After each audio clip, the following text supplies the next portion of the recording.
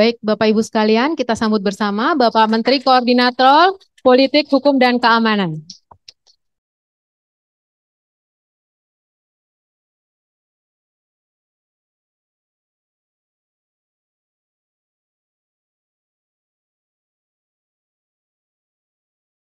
Assalamualaikum warahmatullahi wabarakatuh. Om Swastiastu, Namo Buddhaya, salam kebajikan, shalom dan salam sejahtera bagi kita semuanya. Yang kami hormati, Menteri Koordinator Bidang Politik, Hukum, dan Keamanan Republik Indonesia, Profesor Dr. Haji Muhammad Mahfud MD, yang terhormat Deputi Bidang Koordinasi Politik Luar Negeri Duta Besar Rina Sumarno, yang terhormat Bapak Konsul Jenderal Republik Indonesia di Istanbul, Bapak Daryanto Harsono, yang terhormat Staf Khusus Menko Polhukam Bidang Media dan Komunikasi, Bapak Rizal Mustari, yang terhormat Staf Khusus Menko Polhukam Bidang Kerjasama Antar Lembaga, Bapak Ajar Budi Kuncoro, yang terhormat Asisten Deputi Koordinasi Kerjasama Amerika dan Eropa, Bapak Vito Tahar. Dan juga Bapak Ibu pejabat di Kemenko Polhukam yang belum dapat kami sebutkan satu persatu, dan juga pejabat di KJRI Istanbul, serta seluruh hadirin yang ada di sini maupun yang sudah menyaksikan melalui online di Zoom meeting. Kami ucapkan selamat datang di KJRI Istanbul, selamat malam. Izinkan saya Marisa memandu acara hari ini pada malam hari ini sebelum kami menyerahkan floor kepada Pak Konjen nantinya. Sungguh merupakan kesempatan yang sangat berbahagia bagi kita semuanya pada malam hari ini, masyarakat Indonesia di wilayah KJRI Istanbul, untuk dapat melakukan pertemuan secara langsung dengan Bapak Menko Polhukam pada malam hari ini beserta jajarannya, dan juga berkesempatan untuk bisa mendengarkan secara langsung dari Bapak Menko mengenai perkembangan situasi dalam negeri di Indonesia akhir-akhir ini. Namun sebelumnya Bapak Ibu semuanya, untuk memulai acara, marilah kita menyanyikan lagu Indonesia Raya. Silakan Bapak Ibu bangkit berdiri dan kita menyanyikan bersama.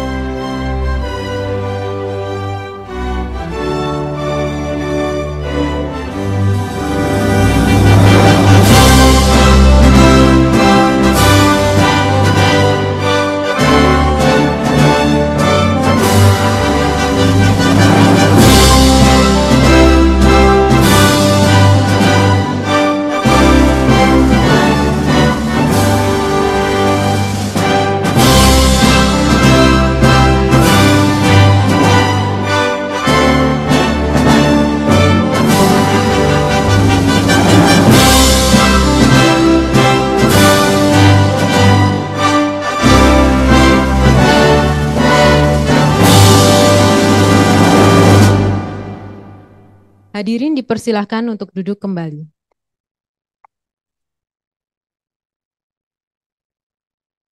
Selanjutnya, mari kita memanjatkan doa yang akan dipimpin oleh Bapak Diding Ahyadi dari KJRI Istanbul. Kepada Bapak Diding Ahyadi, waktu dan tempat kami persilahkan. Hadirin yang berbahagia, marilah kita berdoa semoga acara kita pada sore hari ini mendapat keberkahan buat kita semua di dunia wal akhirah. Bismillahirrahmanirrahim. Hamdan syakirin, hamdan naimin, hamdan yuafi ni'amah wa yukafil majidah. Ya Rabbana lakal hamdu kama yanbaghi li jalali wajhika wa adimi sultanik. Allahumma sholli wa sallim wa barik ala sayyidina Muhammad wa ala alihi wa sahbihi ajmain. Allahumma inna nas'aluka salamatan fid din wa afiatan fi jasadi wa ziyadatan fil ilmi wa barakatan fi rizki wa rahmatan indal maut wa maghfiratan ba'dal maut. Allahumma hawin ayana fis sakaratil maut wan najata min nari wal afwa indal hisab. Robbana atina fid dunya hasanah wa fil akhirati hasanah wa qina azabannar. Subhanaka rabbika rabbil izzati amma yasifun. Wassalamun alal mursalin walhamdulillahi rabbil alamin. Al-Fatihah.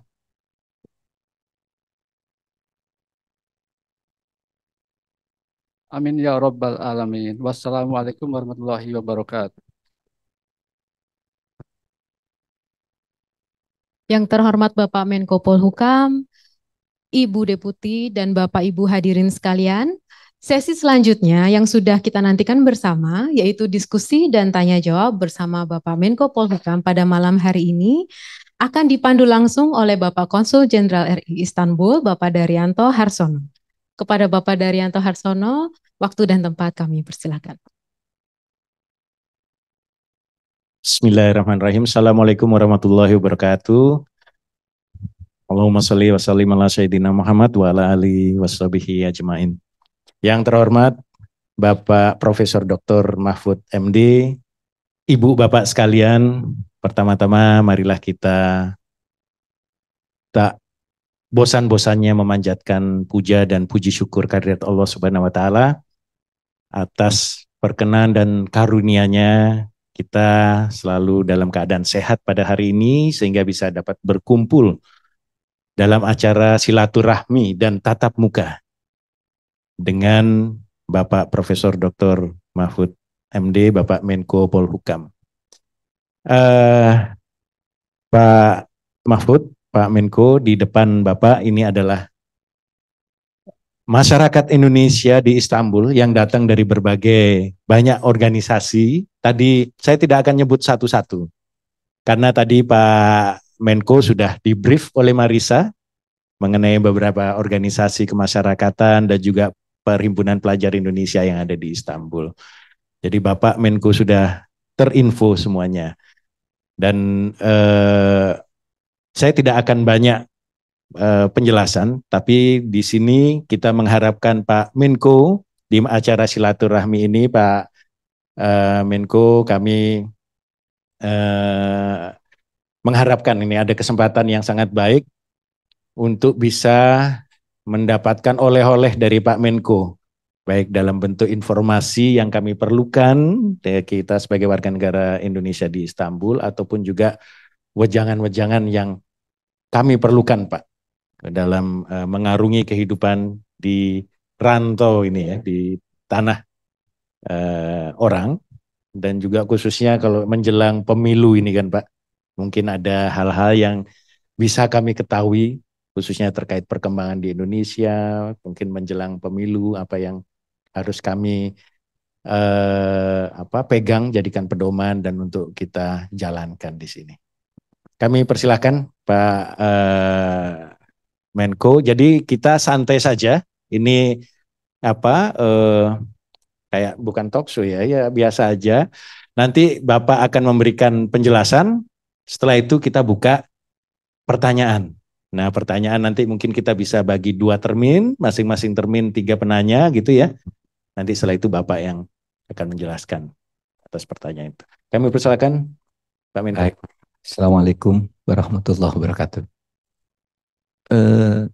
Saudara, saya singkat saja untuk ini. Pertama, saya ingin mengucapkan terima kasih kepada Bapak Konjen dan keluarga, Ibu dan seluruh keluarga besar Konsulat Jenderal Republik Indonesia di Istanbul.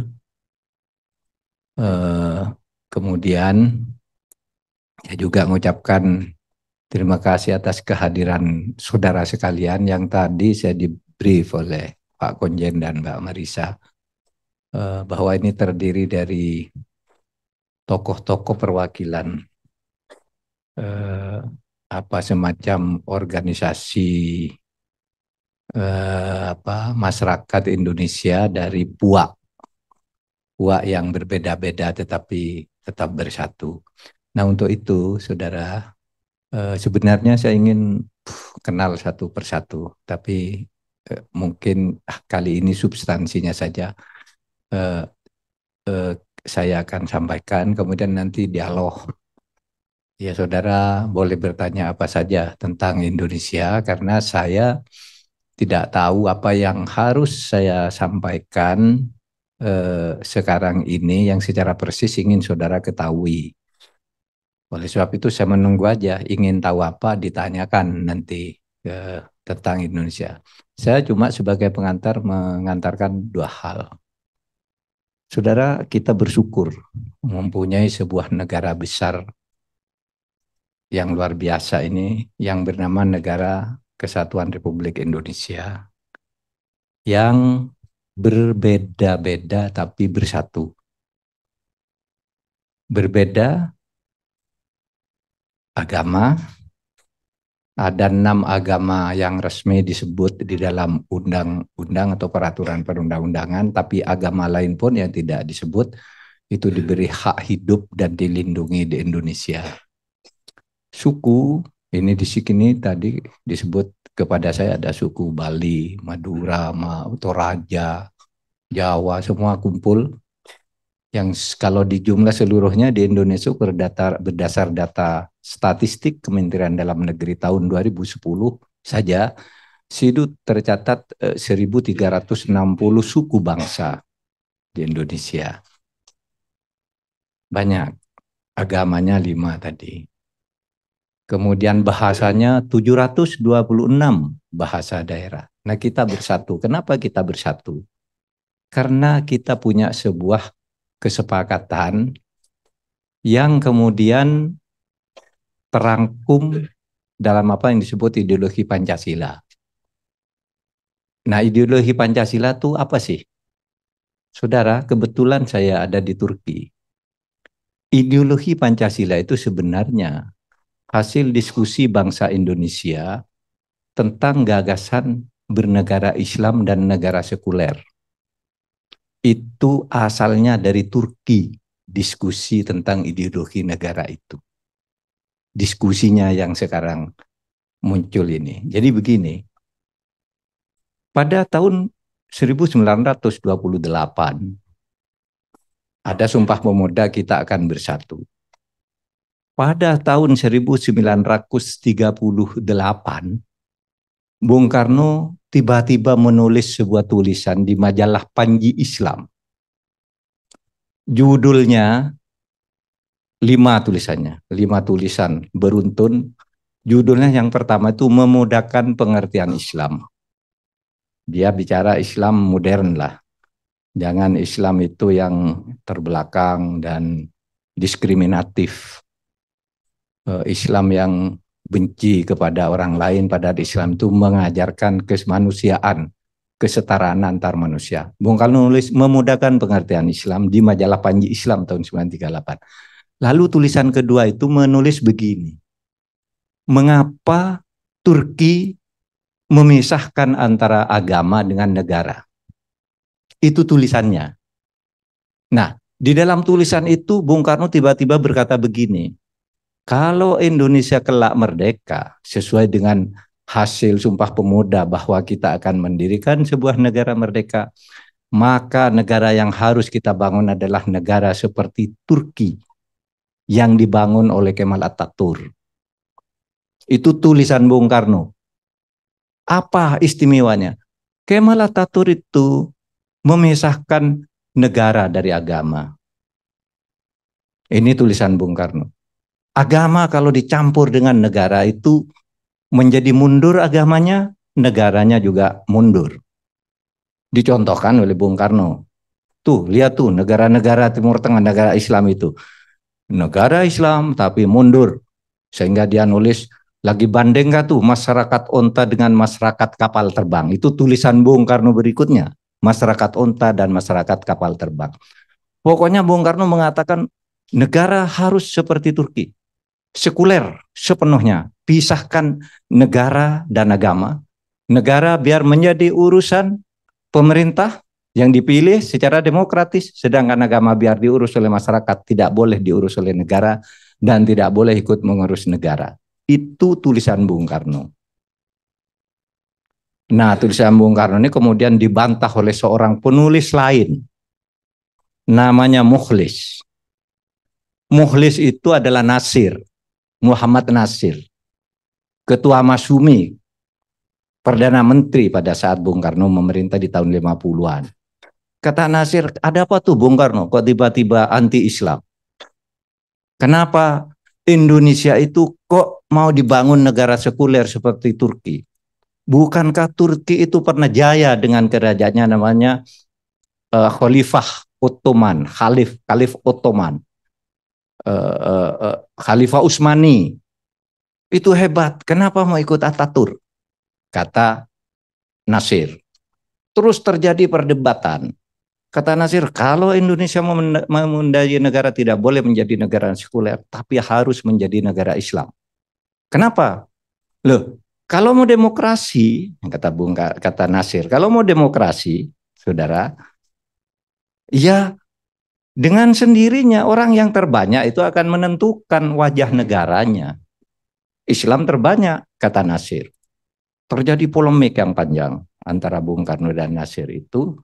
Nasir itu mewakili Turki Utsmani. Sedangkan Bung Karno mewakili Kemal Atatürk. Turki Utsmani itu ingin ada kekhalifahan Islam yang besar, pernah jaya, 600 tahun, menguasai dunia. Turki menguasai 3 benua, Eropa, Asia, Afrika. Di zaman Turki itu 3 benua dia kuasai. Kata Nasir, bisa tuh Islam? Kata Nasir. Kata Bung Karno, enggak bisa. Islam tuh terbelakang. Kalau jadi negara ya hancur. Ya kayak Turki itu pada akhirnya kan banyak bahlul-bahlul juga, kata Bung Karno. Itu negara-negara Arab tuh mundur. Kenapa? Karena pakai negara Islam, kata Bung Karno. Saudara, perdebatan ini kemudian mengalir ke perdebatan di tahun 45. Di Badan Persiapan Kemerdekaan Indonesia, Badan Penyelidik Usaha Persiapan Kemerdekaan, PBUPK. Di situ Bung Karno mengusulkan sebuah negara yang mengkompromikan pandangan Turki lama dan Turki baru itu. Bung Karno sudah berdebat, Nasir berdebat, Nasir tahu tidak mungkin kita negara Islam. Karena Indonesia tadi terdiri dari 1.360 suku. Tapi kata Nasir, tidak mungkin negara Indonesia ini sekuler. Tidak mungkin sekuler. Kenapa? Karena masyarakat Indonesia masyarakat yang agamis, religius, memeluk agama. Islamnya besar, tetapi bukan agama satu-satunya. Maka kata Bung Karno, tidak cocok negara sekuler seperti Turki, tetapi tidak cocok seperti Khalifah Utsmani. Sama kata Nasir, seperti Khalifah Utsmani juga tidak realistis untuk Indonesia. Tapi negara sekuler seperti pandangan Ataturk itu tidak cocok. Maka lahirlah negara Pancasila, saudara. Nah ini, jadi sebenarnya negara Pancasila itu adalah jalan tengah antara Turki Utsmani dan Turki modern. Bung Karno hebat bacaannya itu. Nasir juga hebat. Sehingga apa yang kita ketahui? Pancasila adalah sebuah negara kosmopolit. Negara yang inklusif. Yang kalau dikaitkan dengan Islam, negara Pancasila itu sangat kompatibel dengan Islam. Islam yang toleran. Sekarang konsepnya namanya Islam wasatiyah. Islam wasatiyah itu adalah Islam jalan tengah. Yang tidak diskriminasi terhadap orang yang beda agama tapi mau bekerja bersama berdasar itidal itu keadilan. Berdasar tasoleh, reformasi. Berdasar wasatiyah, jalan tengah, dan seterusnya dan seterusnya. Itu namanya Islam yang kosmopolit. Islam yang menerima perbedaan, sehingga Indonesia itu maju bersama sebagai negara Pancasila di mana semua agama itu bisa tampil secara sama tanpa merusak akidah masing-masing. Tanpa merusak akidah masing-masing. Itu sebabnya para ulama kita itu, orang Islam itu ketika mendirikan negara Pancasila, kok bisa nerima negara Pancasila? Ya, karena keberadaan negara itu sifatnya wajib. Kita harus punya negara.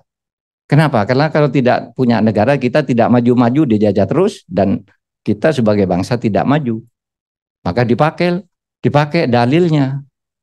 Malah yatimul wajib illa bihi fahuwa wajib. Jika satu kewajiban untuk beribadah tidak bisa terlaksana, kalau kamu tidak punya negara, maka menjadikan negara itu wajib. Itulah sebabnya orang Islam mengeluarkan komando pada waktu resolusi jihad, lawan penjajah. Bersama dengan teman-teman kita lain yang tidak beragama Islam juga. Maka dulu Indonesia didirikan oleh wakil-wakil berbagai agama. Yang dari Hindu ada, yang dari Kristen ada, yang orang Arab ada, orang Jawa ada, orang Aceh ada, semua berkumpul, bersatu.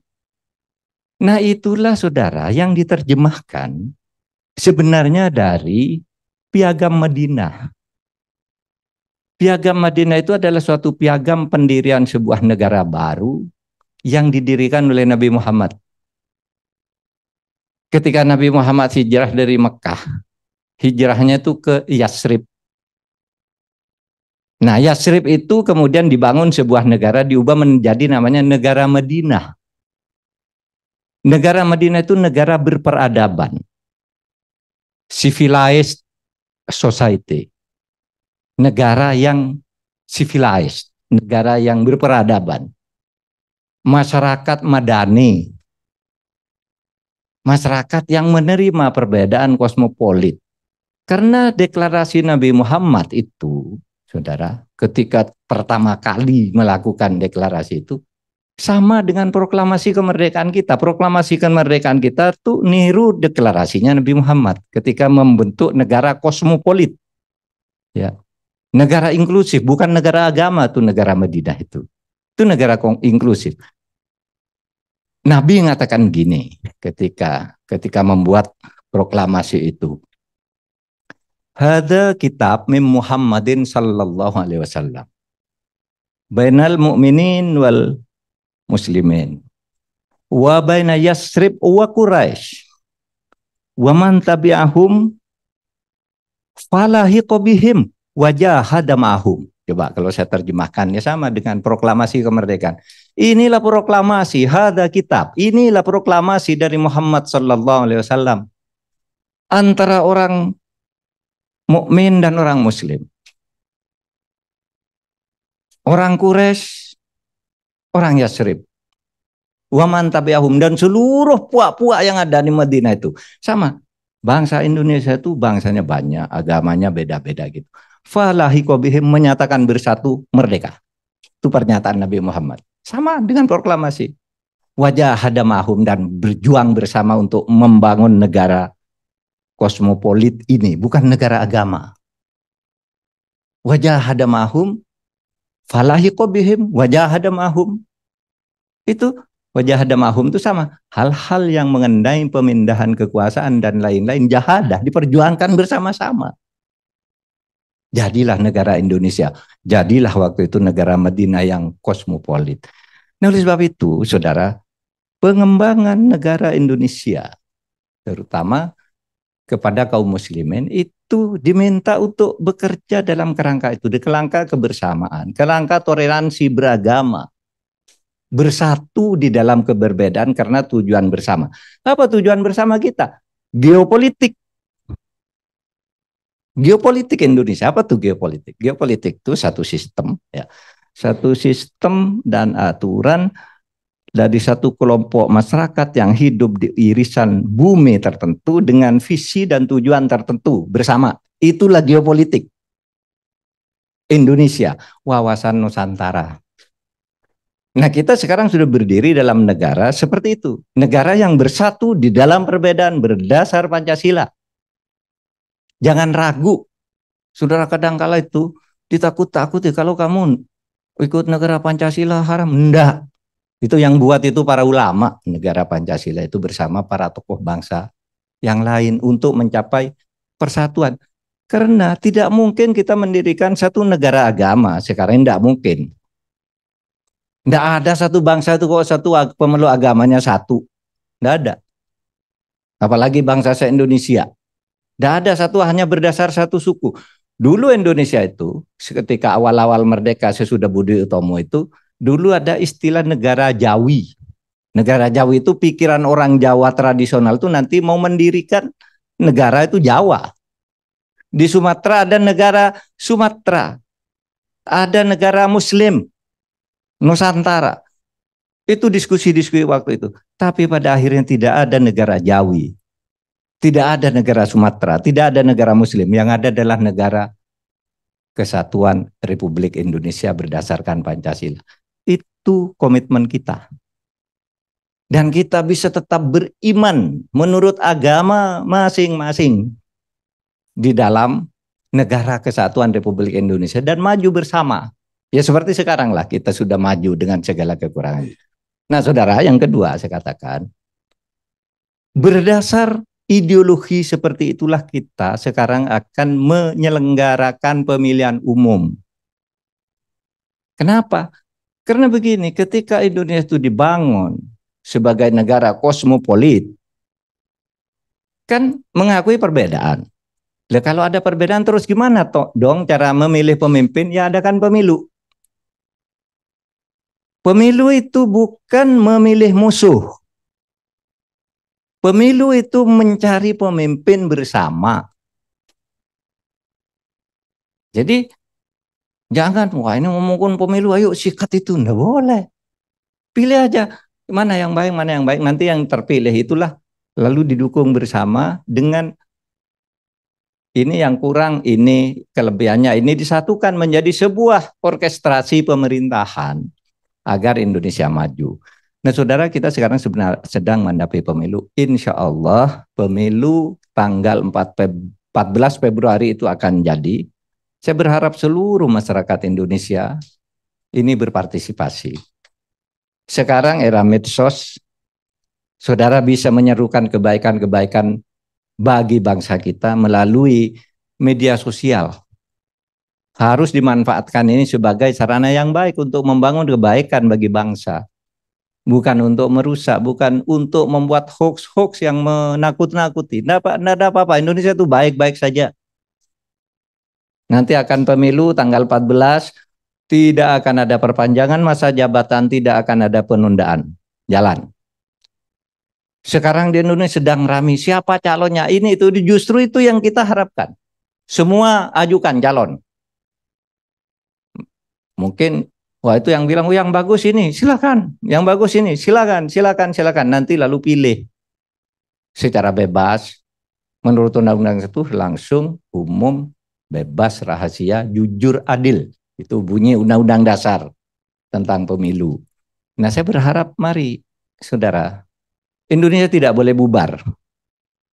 Indonesia tidak boleh bubar. Oleh sebab itu, pilih nanti dalam pemilu calon-calon yang sudah secara konstitusional itu muncul di dalam daftar calon. Saudara jangan berpikir, wah ini calonnya jelek semua, aku enggak mau milih, enggak boleh. Karena apa?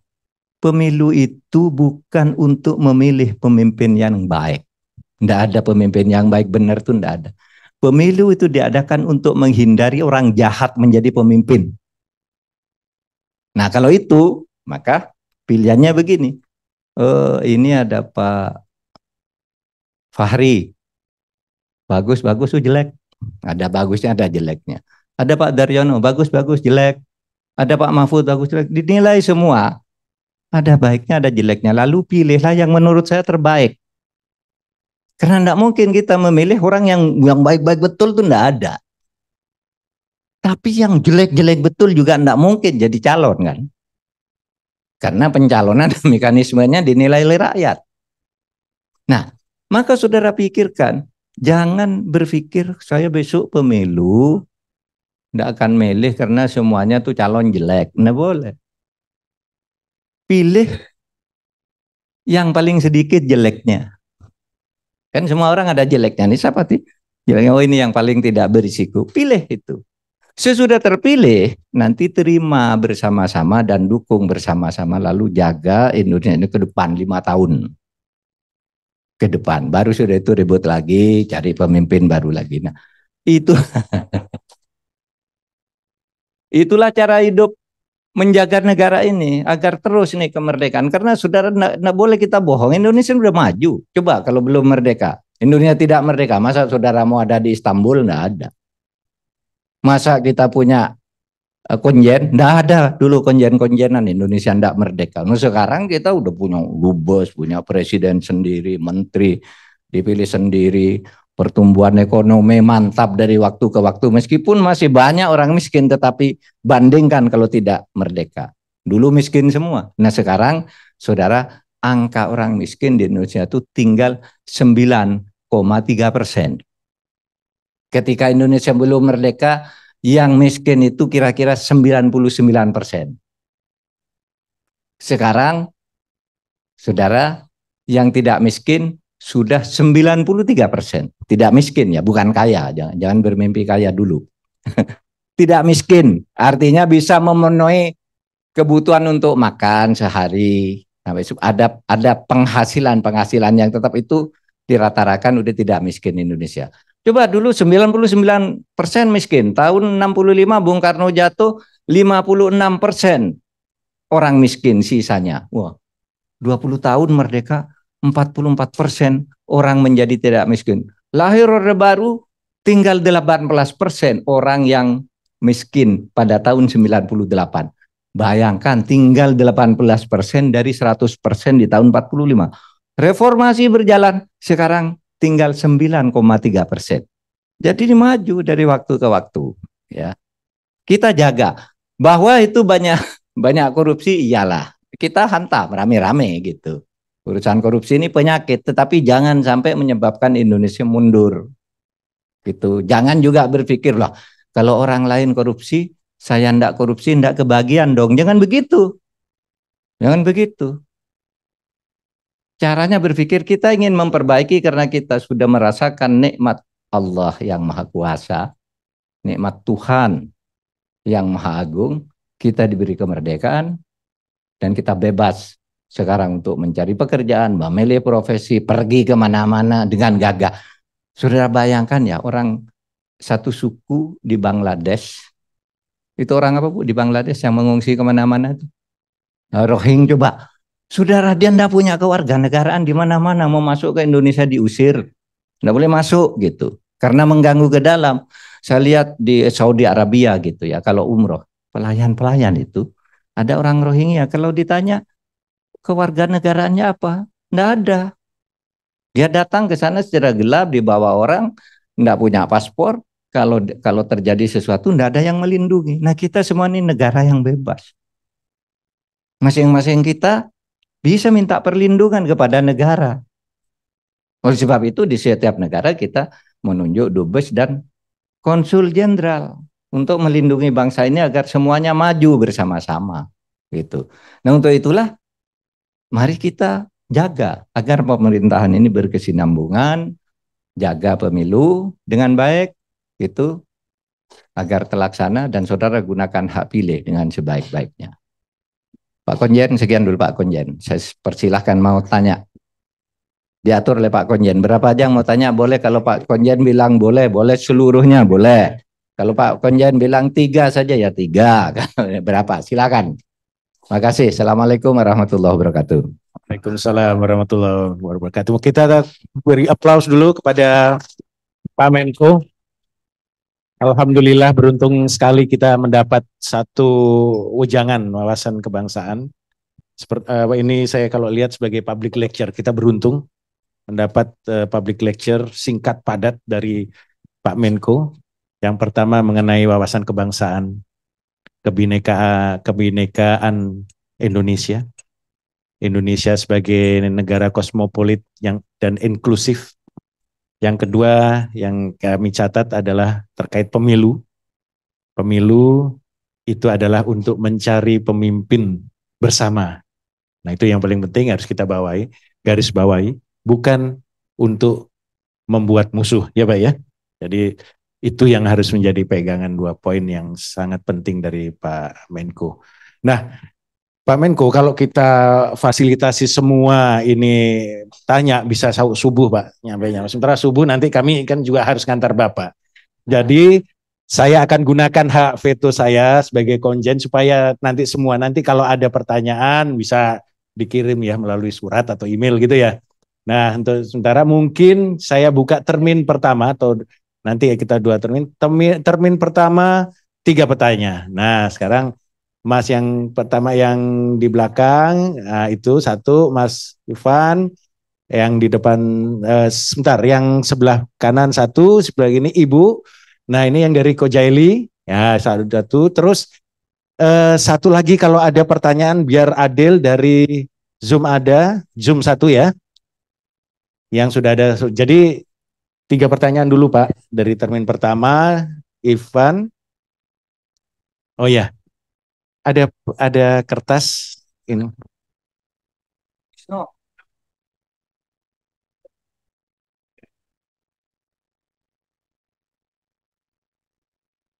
Jadi siapa? Ivan ya? Ivan, terus Bu Dokter dari Kojaili, Bu Raisa. Ini Raisa tapi bukan Bu Raisa, bukan penyanyi Pak, tapi ini Bu Dokter Raisa. Raisa penyanyi ya? Ya jadi kita santai aja ya.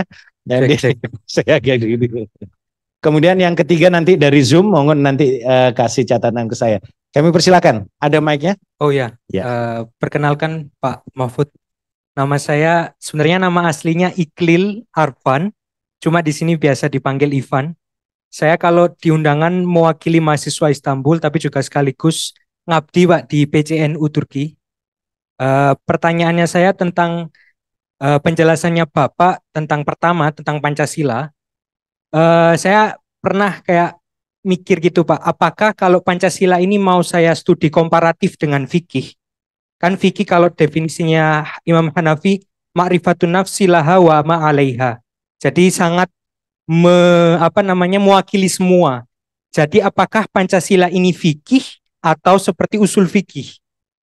Jadi saya kadang mikir Pak, pertama penjelasannya Bapak tentang bagaimana Pancasila mengayomi semua agama, mengayomi perbedaan. Terus sekarang kalau kita expand lagi pertanyaannya, itu ada sekarang di masa abad 21 globalisasi bukan hanya clash of ethnicity, tapi juga clash of ideologies, clash of civilization kalau Samuel Huntington itu pernah berbicara. Jadi bagaimana nih Pancasila bisa mengayomi perbedaan-perbedaan ideologi yang nanti bukan hanya dari Indonesia tapi juga dari luar. Sekarang diskusinya banyak. Jadi apakah perlu ada diskusi lebih ke dalam limit-limit teori dalam Pancasila yang kalau di fikih itu berfungsi sebagai kayak usul Pancasilanya, Pak? Ya. Kalau saya gantikan ya, terima kasih. Ya, terima kasih Mas Ivan. Pertanyaan singkat dan padat. Bu Dr. Raisa, yang bersilakan. Assalamualaikum warahmatullahi wabarakatuh. Selamat malam Bapak Menko Polhukam Republik Indonesia. Nama saya Raisa Alatas. Saya dari mahasiswa program S3 di Kojaili University. Pertanyaan saya berasal dari Kota Palu, Sulawesi Tengah, yang dimana kota saya merupakan zona merah terorisme di Indonesia. Pertanyaan saya adalah karena fokus disertasi saya adalah tentang terorisme di Indonesia. Saya ingin bertanya bahwa banyak mantan ex-teroris, bahwa di Poso itu masih banyak mantan ex-teroris yang menjalani hukuman penjara sebanyak 11 sampai 15 tahun di Nusa Kambangan dan sekarang bebas. Pada saat saya melakukan observasi, mereka masih hidup dengan ideologi-ideologi mereka, walaupun mereka sudah bebas dari penjara. Itu menjadi fokus saya, bagaimana saya melihat perilaku komunikasi mereka di tengah masyarakat sekarang ini. Bahwa mereka menghadapi Islamofobia dari apa yang mereka lakukan yang menurut mereka dari ideologi radikalisme mereka masih menganggap itu benar. Jadi di Kota Palu saat ini terorisme merupakan konsep yang sudah tidak tabu bagi kami karena kami hidup di zona itu. Kami membuat mereka dalam sebuah grup, kami menyebutnya Khalifah Indonesia Timur, yang dibina oleh dosen dan ulama di Kota Palu. Walaupun mereka sudah dibina, dan pada saat saya melakukan observasi, ideologi itu masih tetap terlihat. Maka itu yang saya ingin tanyakan, apa langkah-langkah dari pemerintah sendiri untuk mengatasi hal itu? Bahwa di Kota Poso sendiri sudah kita ketahui masih terdapat teroris yang hidup di pegunungan, itu masih ada, tapi untuk ex-teroris Pak, mereka sudah hidup di tengah masyarakat. Mungkin itu saja pertanyaan saya. Terima kasih. Terima kasih. Ini yang pertanyaan ketiga dari Zoom, Mbak. Kami bacakan. Yang mana? Ini ya. Assalamualaikum. Saya ingin bertanya pendapat Pak Mahfud, lebih baik membangun negara Indonesia yang lebih maju dengan teknologi canggih atau mengobati luka negara ini seperti berupa kemiskinan, koruptor, hutang negara, dan lain sebagainya. Nah, ini dari siapa ya? Dari Maulana, Pak. Nah, mana ini Pak yang lebih maju? Nah, kami persilakan Pak, monggo. Jadi Saudara Ivan, jadi Pancasila itu adalah kesepakatan tentang kebenaran falsafati dari berbagai kebenaran yang kemudian disepakati sebagai pedoman hidup bersama dalam bernegara, bukan dalam beragama. Nah, jadi begini, setiap kelompok masyarakat itu punya kebenaran falsafati. Coba yang dari Hindu itu punya kebenaran, yang paling benar itu agama Hindu dengan ya dengan Tuhannya sendiri. Itu kata orang Hindu. Kata orang Kristen, nah yang paling benar Kristen. Kata orang Buddha yang paling benar Buddha. Kata orang Islam paling benar Islam. Nah ini kan tidak bisa dipernokan soal akidah. Lalu dicari titik temunya bahwa semua ini percaya kepada Tuhan. Nah, kalau begitu ideologi kita itu percaya kepada Tuhan yang Maha Esa. Nah, percaya kepada Tuhan yang Maha Esa ini Hindu boleh, Islam boleh, apa saja boleh. Nah, itu dah namanya ideologi, kebenaran falsafati yang dianut bersama. Nah, kalau Islam itu namanya akidah, kebenaran falsafatinya. Nah, saudara, ideologi ini, ya kalau dalam Islam itu akidah. Tapi kalau untuk pedoman hidup dunia itu namanya ideologi. Ini pedoman kita berbangsa bernegara. Lalu falsafat itu melahirkan apa yang disebut hukum-hukum dasar. Itu konstitusi, ideologi ada konstitusi. Konstitusi lalu melahirkan norma yang namanya undang-undang. Nah, undang-undang ini yang melahirkan hukum bersama. Sehingga kalau saudara tanya, Pancasila itu apakah fikih, apa usul fikih? Pancasila itu sendiri ideologi, tapi melahirkan usul fikih yang kalau dalam agama itu namanya ijtihad. Ijtihad itu melahirkan usul fikih dan fikihnya sekaligus. Apa ijtihad itu? Ijtihad itu istifraghul wus'i fi naili hukmin syar'iyyin bi tariqil istinbat minal kitab wa sunnah. Ijtihad itu kamu berpikir dalam untuk menggali nilai-nilai hukum agar bisa menjadi norma, agar menjadi usul fikih. Kalau kamu menjadi hukum agar menjadi peraturan perundang-undangan. Paham? Peraturan perundang-undangan. Jadi saudara sama aja, cuma beda istilah Pak. Di Pancasila itu ada usul fikih, ada.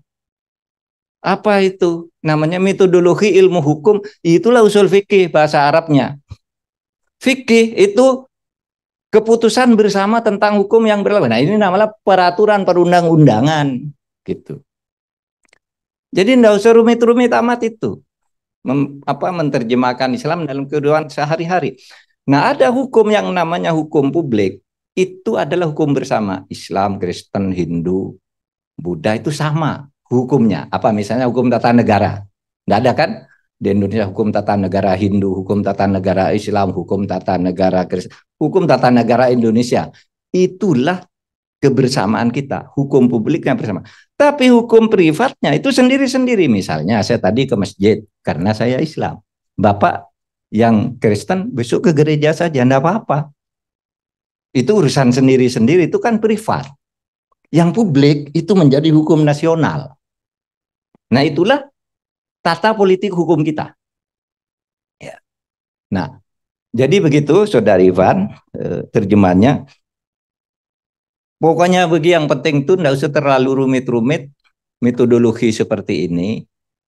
Saudara bernegara dan beragama itu bisa dikerjakan secara bersama-sama tanpa yang satu meniadakan yang lain. Itulah konsep bernegara di Indonesia yang kemudian menjadi konsep yang luar biasa, harmonis konsepnya. Bahwa kemudian kata Mbak Raisa, apa betul harmonis? Memang di mana-mana ada saja teroris itu. Ya. MIT ya, ada Mujahidin Indonesia Timur ya Mbak ya, yang sedang kami tangani. Tapi sekarang di Palu dan ada tuh. Mujahidin Indonesia Timur sudah dibabat semua, udah habis. Itu kan dulu 6 itu Santoso, mengguru orang kemana-mana, dikejar, dapat 2. Yang terakhir sudah tidak ada lagi tokohnya. Tapi bibit itu masih ada. Karena begini, perlawanan terhadap negara itu, musuh terhadap ideologi itu, ideologi tadi yang saya sebut itu musuh namanya radikalisme. Radikalisme ini perwujudannya 3. 1, takfiri. Takfir itu intoleran. Setiap orang yang berbeda tuh tidak disukai. Oh, kamu Hindu, enggak suka saya. Kamu Islam, enggak suka, kata yang. Itu takfiri namanya. Intoleran, takfiri itu. Nah, kalau coba intoleran, asal tidak melakukan tindakan kriminal ya kita tidak bisa apa-apa. Intoleran ya sudah. Intoleran, tapi jangan mengganggu. Nah, di atas takfiri namanya intoleran itu muncul gerakan namanya jihadis. Jihadis ini orang yang intoleran tapi harus membunuh orang yang berbeda. Itulah terorisme. Seperti MIT. Mujahidin Indonesia Timur, itu teroris.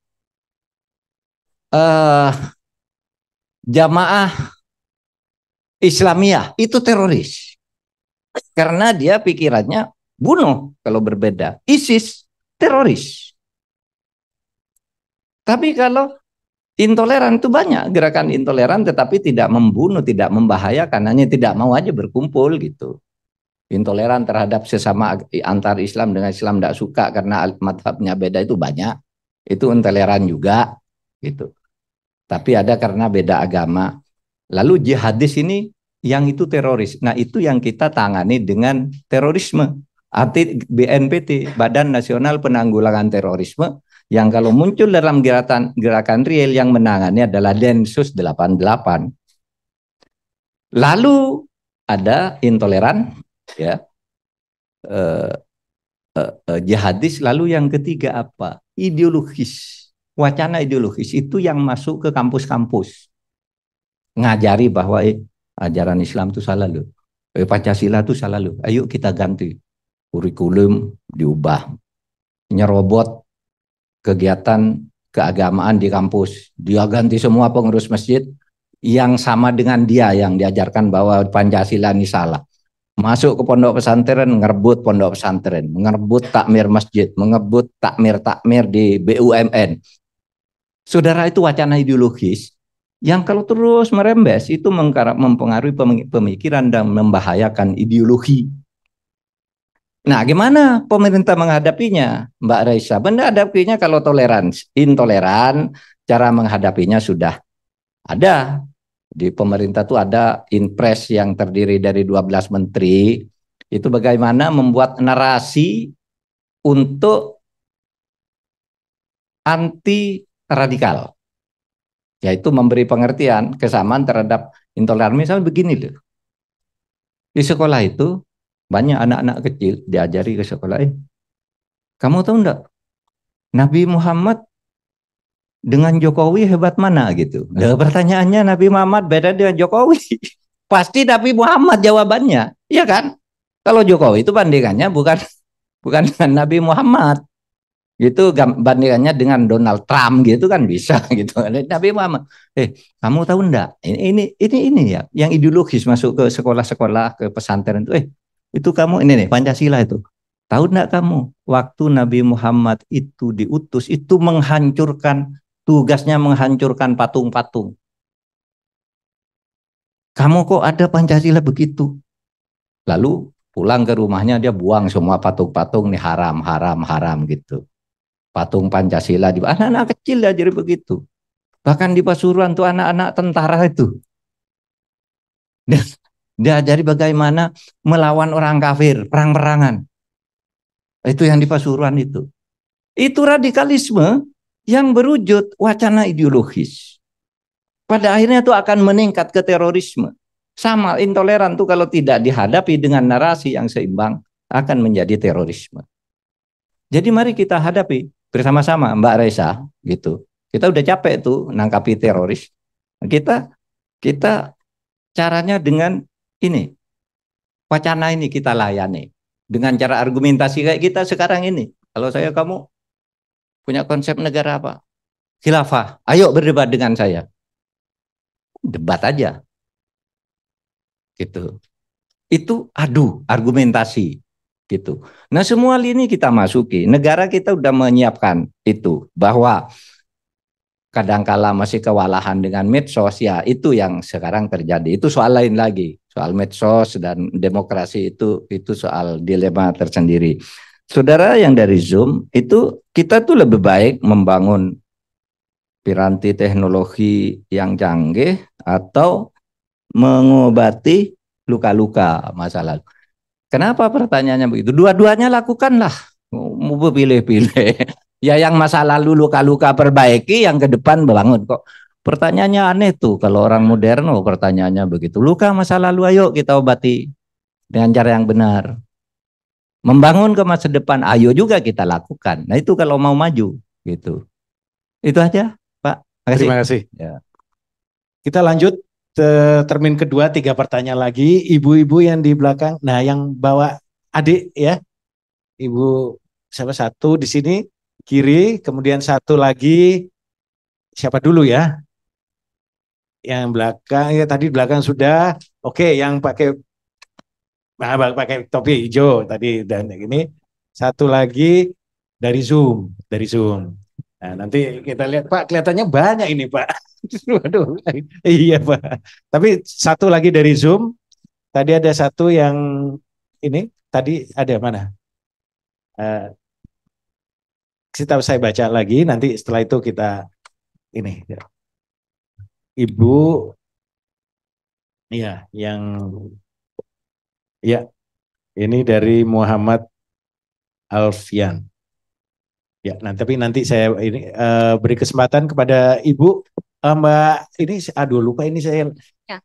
Bu Nasmia, terus sama Mas yang pakai peci hijau ya. Oke, Mas Nasmia, silakan. Assalamualaikum warahmatullahi wabarakatuh.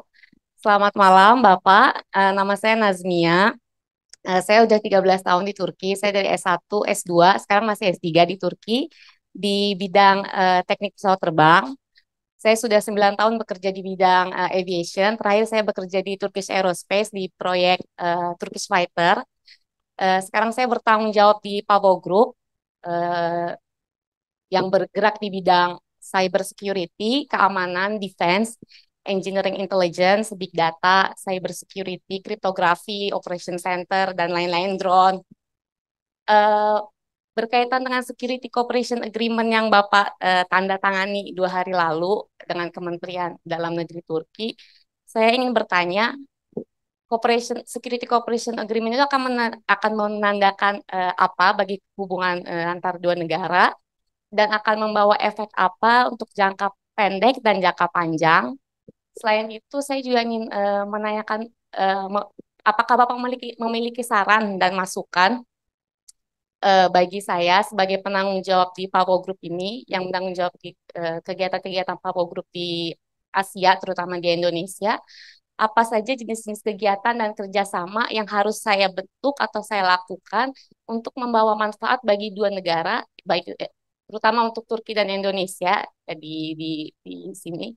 Jenis kerjasama seperti apa yang bisa membawa manfaat yang seimbang untuk dua negara, joint cooperation, joint agreement, atau misalnya joint research and development. Menurut Bapak, bentuk kerjasama apa yang real, yang baik bagi dua negara, terutama di bidang keamanan, security, dan lain-lain, termasuk di Security Cooperation Agreement yang baru Bapak tanda tangani 2 hari lalu ini. Terima kasih banyak Bapak. Terima kasih Mbak Nasmia. Ini Pavo Group itu perusahaan Turki yang besar Pak untuk ini kan. Nah, kemudian Mas silakan. Bismillahirrahmanirrahim. Assalamualaikum warahmatullahi wabarakatuh. Salam. Perkenalkan, nama saya Bayu Aji Nugraha. Saya kebetulan perwakilan dari HMI. Saya di HMI ini sebagai Kabid PTKP, Perguruan Tinggi Kemahasiswaan dan Pemuda. Jadi saya sekarang sedang berkuliah di Bursa Uluda University, jurusan Hubungan Internasional. Kanda Prof, salam dari teman-teman kami di Turki, karena kami di Turki ini juga masih baru ya. Kita sekarang sedang mencari corak keilmuan di Turki untuk menambahkan nilai keilmuan di Indonesia. Jadi saya ingin bertanya sekaligus ingin meminta nasihat dari Kanda Prof. Jadi di sini kami sebagai mahasiswa di luar negeri sebenarnya tidak terlalu buta gitu mengenai isu-isu terkini di Indonesia. Dibuktikan dengan ada banyaknya forum-forum diskusi di Turki ini. Contohnya dari saya asalnya dari Bursa kan. Di Bursa ada Bursa Literasi, tempat forum diskusi untuk membahas isu-isu terkini, terus juga di Istanbul ada Forci, di Sakarya ada Satelit, dan lain-lain gitu. Nah, kita ini selain di tempat-tempat diskusi ini juga sering berdiskusi juga kayak di tempat chai, di tempat ngopi gitu, membahas tentang isu-isu terkini di negara kita gitu. Dan dari yang kami perhatikan gitu, banyak teman-teman yang mendiskusikan juga, sepertinya penegakan hukum di Indonesia ini banyak yang kita melihat seperti tumpul ke atas dan tajam ke bawah gitu, Kanda Prof. Karena kita melihat banyak orang-orang kayak tokoh-tokoh pejabat gitu yang terjerat kasus hukum, itu hukumannya bisa sama atau bahkan lebih ringan dibanding masyarakat sipil biasa gitu yang terjerat hukum. Nah itu menurut Kanda Prof itu sebagai pemerintah, akademisi dan ahli hukum itu bagaimana cara penjelasannya begitu. Dan yang kedua saya ingin meminta nasihat dari Kanda Prof. Kita sebagai mahasiswa di sini yang juga berorganisasi, itu kira-kira nasihat untuk kita itu kayak gimana Prof? Jadi kita kan di sini seberapa bergunanya sih organisasi gitu untuk kita di masa depan gitu. Dan juga Kanda Prof juga boleh menyampaikan berdasarkan pengalaman Kanda Prof saat menempa diri dulu di HMI ketika berkuliah. Jadi cukup sekian, terima kasih banyak. Terima kasih. Assalamualaikum warahmatullahi wabarakatuh. Waalaikumsalam warahmatullahi wabarakatuh. Nah, sementara yang dari Zoom ini ada dari Pak Mas Muhammad Alfian, Prof. Alfian, ini Assalamualaikum warahmatullahi wabarakatuh, Bapak Mahfud MD, kami mahasiswa di Turki merasakan adanya usaha sekularisme di kampus-kampus Turki. Kami mohon adanya usaha pencegahan sekularisme dari pemerintah Indonesia. Wah ini pertanyaan. Wah ini di Turki Indonesia ini. tapi kami bacakan tetap. Nah, sementara itu dulu, Prof. Nah, nanti kita lihat karena waktunya Pak Menko ini dari kemarin sekarang itu tidak istirahat. Jadi kita juga harus melihat waktu ya untuk memberikan kesempatan istirahat untuk Prof. Kami persilakan. Ya, terima kasih Mbak Nasmia. Waduh hebat tuh. Itu buktinya karena Indonesia merdeka, maka kita bisa punya orang, kalau sekarang ya seperti Nasmia, orang Indonesia yang tidak berbayangkan sekarang bekerja di kantor perusahaan penerbangan ya Pak ya, yang di Turki maju, itu hebat. Dan semua ini hebat karena karena Indonesia merdeka. Nah, Indonesia merdeka. Kalau Indonesia tidak merdeka, tidak bisa kita itu menjadi seperti kita. Oleh sebab itu kemerdekaan ini harus kita jaga. Jangan mau dipecah belah dengan radikalisme, dengan Islamofobia, dan tidak ada tuh Islamofobia, saudara. Saya katakan tuh Islamofobia itu artinya apa tuh dalam ilmu Islamofobia itu artinya Islam itu dibenci dan ditakuti sehingga harus disingkirkan dari kehidupan politik. Nah di Indonesia enggak ada Islam dibenci, enggak ada. Itu di Belanda dulu yang Islamofobi. Islam itu dibenci, enggak boleh sekolah, enggak boleh jadi pegawai. Sekarang ini Islam boleh, saudara boleh ke Turki, boleh ke Saudi Arabia, boleh ke Amerika, boleh, enggak yang benci. Tidak ditakuti juga. Nyatanya sekarang mau pemilu orang mendekati umat Islam semua. Kalau tidak dapat dukungan dari kelompok Muhammadiyah dicari dukungannya. Itu irisannya apa? NU dicari NU-nya. Ya kan? Karena Islam tidak dibenci dan tidak ditakuti, justru akan dimasukkan ke dalam proses-proses kenegaraan. Bahkan di dalam kampanye-kampanye pemenangan politik, pertimbangan Islam itu sangat luar biasa. Tidak ada Islamofobia di Indonesia. Kalau misalnya, Pak, ada Islamofobia, itu ada sesajen dilempar oleh penduduk, oleh seorang aktivis Islam yang radikal. Sesajen tuh ditendang, dibuang ke apa, ini syirik gitu. Nah saudara, itu kan dilakukan oleh masyarakat. Kalau dari masyarakat ke masyarakat, Islamofobia ada orang dari masyarakat ya, bukan dari negara ya. Kalau negara enggak ada Islamofobia, membenci Islam atau. Kalau dari masyarakat Kristen fobia juga banyak. Di masyarakat tuh banyak orang anti Kristen. Itu kayak siapa yang pada akhirnya dipenjarakan itu kan banyak tuh. Ya. Ada. Yang anti Islam juga banyak, tapi itu masyarakat. Kalau fobia dari negara enggak ada, semua programnya sekarang ya pro Islam juga. Itu sesuai dengan kebutuhan, maka ada undang-undang pesantren dan sebagainya. Terus apa yang dikerjasamakan? Ini pertanyaannya banyak. Dan kebetulan sesuai dengan bidang Nasmia. Yang kemarin ditandatangani itu alutsista, alat utama sistem pertahanan negara. Nah itu kita nanti kita sudah mengadakan perjanjian untuk membeli kapal selam. Untuk membuat produksi pesawat bersama. Dan akan dilanjutkan dengan kerjasama lain di bidang ekonomi, pendidikan. Karena tadi kami bicara kemarin, wah di sini kata Pak Dubes ada kira-kira 7.000 orang Indonesia di seluruh Turki ini dan kira-kira 4.000 diantaranya itu pelajar dan mahasiswa.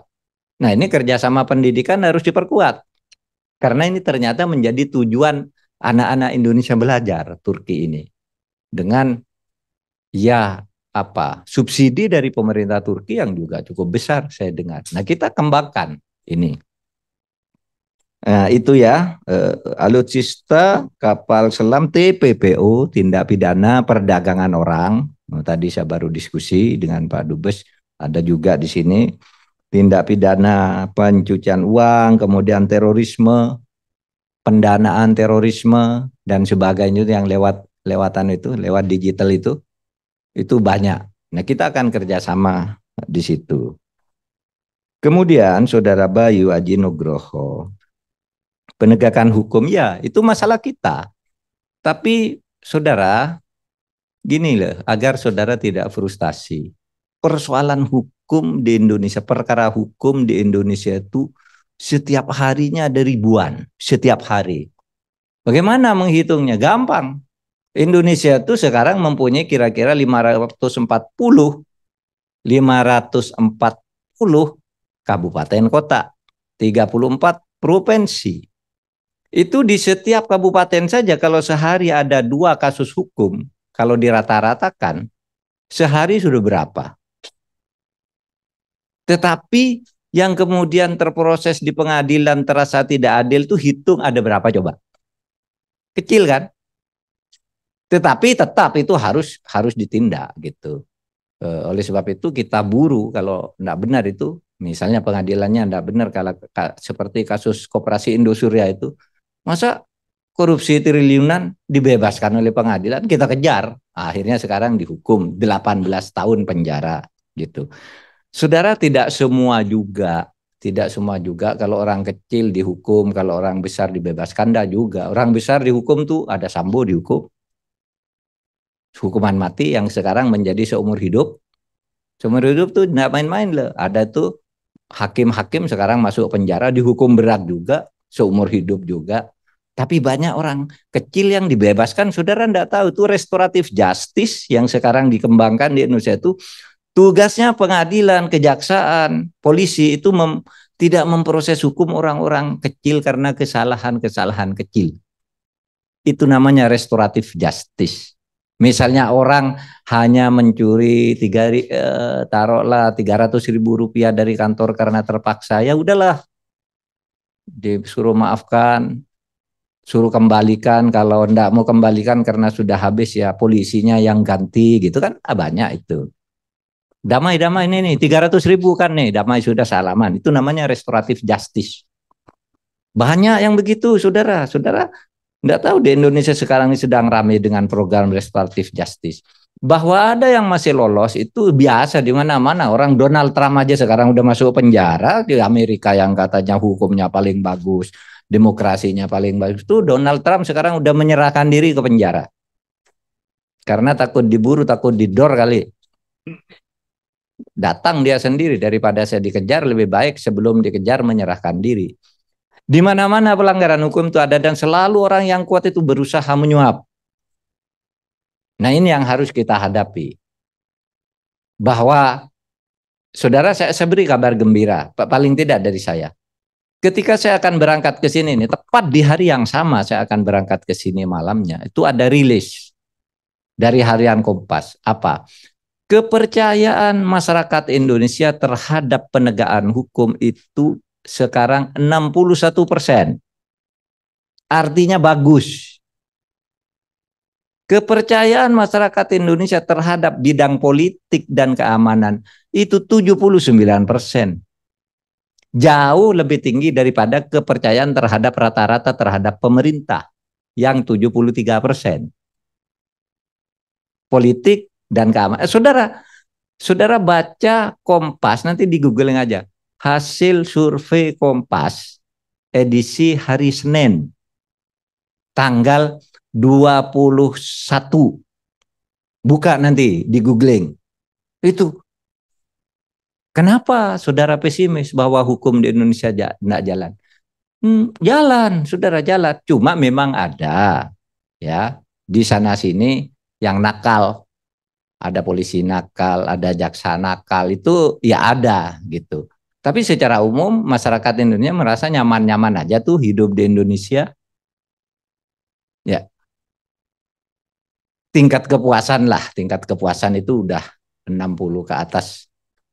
Nah, saudara jangan terprovokasi oleh TikTok. Seakan-akan semua salah.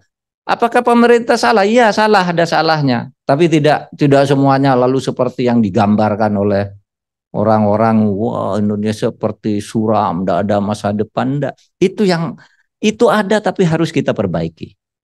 Itu ada. Jangan terlalu pesimis lah. Ya. Saudara, kemudian yang terakhir. Bagaimana ya? Minta nasihat organisasi. Ya. Dulu iya, apakah organisasi itu berguna? Berguna sekali. Saudara, Indonesia itu merdeka, bibit-bibit konseptualnya itu mulai dari organisasi mahasiswa. Di Belanda, Soekarno, Hatta, dan kawan-kawan mendirikan organisasi untuk persiapan Indonesia merdeka pada saat itu. Dari Mesir, itu muncul Kahar Muzakir, bukan Kahar Muzakkar ya, Kahar Muzakir. Sekolah di Kairo menyuarakan kemerdekaan melalui organisasi pelajar mahasiswa di Mesir. Dari Indonesia sendiri muncul gerakan Young Islamitenbond, himpunan mahasiswa Islam, himpunan anak-anak muda Islam, kalau sekarang himpunan mahasiswa Islam. Young Jawa, Young Sumatera, Yong selebes, yong itu organisasi semua tuh. Itu yang memerdekakan Indonesia itu, bibitnya dari situ. Jadi saudara, jangan pikir apa ada gunanya organisasi. Banyak gunanya organisasi. Yang pemimpin-pemimpin sekarang tuh umumnya lahir dari organisasi-organisasi kemahasiswaan. Saudara, berbagai jenis organisasi gitu. Yang biasanya yang pinter tapi tidak berorganisasi sukses juga, sukses. Tetapi dia bukan menjadi pekerja, bukan menjadi pembuat kebijakan dan pengarah jalannya negara. Oleh sebab itu organisasi apapun organisasinya, organisasi takmir masjid lah, organisasi sepak bola lah, berorganisasi. Karena itu yang akan menyebabkan saudara terampil dalam berhubungan dengan masyarakat. Dan yang terakhir, Mas Alfian, waduh gimana ya di Turki itu diajari sekularisme. Tadi saya katakan Indonesia itu menolak sekularisme, tetapi juga menolak negara agama. Indonesia itu campuran antara gagasan sekularisme Ataturk, Turki modern, dan Khalifah Ottoman. Ketemu di tengah, orang Turki sendiri tidak nemukan, yang nemukan orang Indonesia namanya Pancasila. Itulah antara yang lama dan yang baru, dicari baik-baiknya ketemu di dalam negara kesatuan Republik Indonesia, yang kalau itu diteorikan ke dalam ilmu modern itulah teori prismatika yang diteorikan dulu oleh Friedrich tentang administrasi negara modern, di mana di situ ya negara Pancasila itu gabungan loh antara kebaikan ekstrim, misalnya individualisme itu jelek, kata orang Indonesia jelek, tapi ada baiknya karena di situ mengajarkan kebebasan agar orang kreatif. Komunisme itu jelek banget, tapi ada baiknya di situ karena menganggap manusia sederajat. Kita tidak ikut komunisme, kita tidak ikut individualisme, ikut Pancasila. Yang baik dari individualisme di mana kebebasan diberikan, kita atur di Undang-Undang Dasar, tapi yang baik dari komunisme maka kita punya program-program kesejahteraan masyarakat di dalam Undang-Undang Dasar. Itu udah bagus tuh Indonesia itu. Mau lari kemana lagi, enggak ketemu yang lebih baik dari itu. Dan itu yang dulu dipidatokan oleh Bung Karno kan di PBB, sehingga mendapat tepuk tangan panjang. Itu sesuatu yang jarang terjadi di PBB, orang lalu bertepuk tangan sambil berdiri panjang gitu berulang-ulang. Karena apa? Karena Pancasila yang seperti itu prismatika, itu prismatika. Nah, oleh sebab itu ya mari kita hidup dengan berpancasila sebagai bangsa Indonesia. Pancasila itu bukan mengurangi keimanan, karena orang-orang berpancasila itu juga imannya itu tetap kokoh gitu, tetapi maju bersama, tetap beriman di dalam agama masing-masing, tetapi maju bersama untuk tujuan-tujuan bersama. Itulah yang disebut mitsaqon ghalidho. Perjanjian luhur di dalam agama itu namanya mitsaqon ghalidho. Bersepakat dengan orang-orang yang berbeda untuk satu tujuan yang sama, bukan tujuan yang tidak sama. Tujuan yang tidak sama, tugas yang tidak sama itu ibadah pribadi-pribadi silahkan, tapi yang tujuan bersama itu hukum tata negara, hukum lingkungan, hukum korupsi, itu tujuan bersama. Sehingga dalam Al-Quran itu disebut Qul ta'alau ila kalimatin sawa bainana wa bainakum. Mari kita berkumpul nih pada visi yang sama. Itu namanya kalimatun sawa, visi yang sama. Yang berbeda kerjakan sendiri-sendiri, yang sama kita kerjakan bersama. Akan maju negara ini.